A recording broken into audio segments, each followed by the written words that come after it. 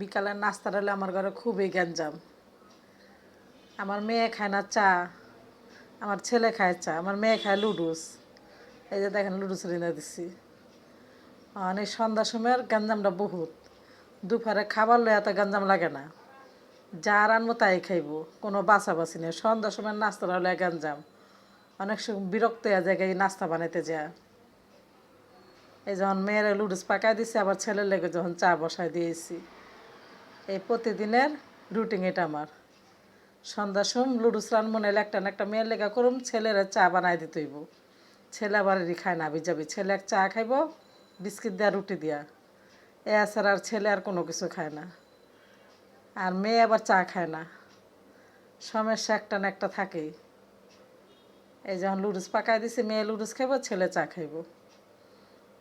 ভিডিওটা যদি ভালো লাগে লাইক করবেন, কমেন্ট করবেন, শেয়ার করবেন।